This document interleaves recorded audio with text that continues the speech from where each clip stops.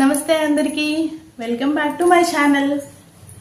ఈరోజు నేను మీరు యూజ్ చేస్తున్న శానిటరీ నాప్కిన్స్ యొక్క క్వాలిటీ మీరు ఎలా చూసుకోవాలో చెప్తానన్నమాట.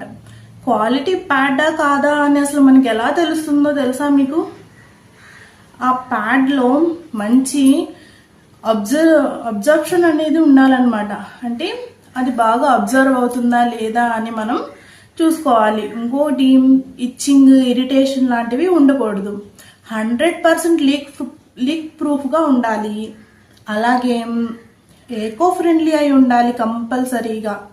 అప్పుడు అది గుడ్ క్వాలిటీ శానిటరీ నాప్కిన్ అని మనం తెలుసుకోవచ్చు అనమాట. ఇదంతా ఓకే, కానీ గుడ్ అబ్జర్ప్షన్ అనేది అసలు ఎలా తెలుసుకోవచ్చు మనం?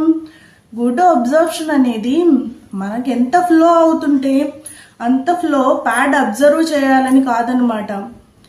మనకి ప్యాడ్ కనీసం ఒక 2 hours అయినా మెయింటైన్ చేస్తుంటే అది నార్మల్ ఫ్లో అని. అలా కాకుండా 1 hour లోపే మనం ప్యాడ్ చేంజ్ చేస్తుంటే దట్ ఈస్ హెవీ బ్లీడింగ్ అనమాట. హెవీ బ్లీడింగ్ ఉన్నప్పుడు తప్పకుండా మీరు వెళ్ళి గైనకాలజీ డాక్టర్ని కన్సల్ట్ అవ్వాలన్నమాట. లేదంటే మీకు అనీమియా వచ్చే ఛాన్సెస్ ఉంటాయి. ఇంకా సో మెనీ హెల్త్ ప్రాబ్లమ్స్ వస్తాయి. సరే, ఇది ఓకే.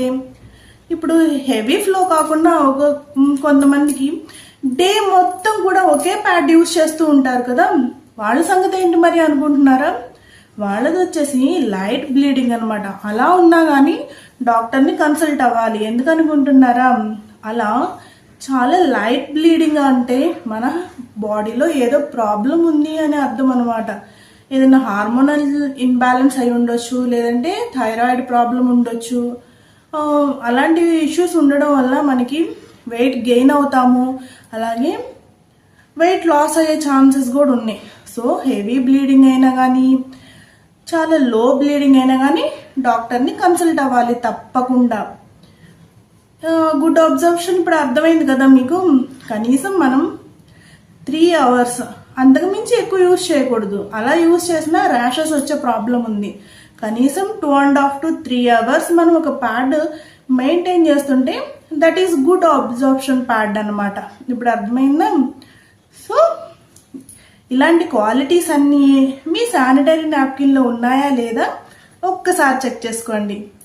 ఇప్పటిదాకా నేను చెప్పినంతా మీరు ఫాలో అయినందుకు చాలా thank you. Stay safe, eco ఫ్రెండ్లీగా ఉండండి. మనం ఏ ప్రోడక్ట్ యూజ్ చేసినా నేచర్కి మన వల్ల ఎటువంటి ప్రాబ్లం లేకుండా ఉండగలిగితే చాలు కదా.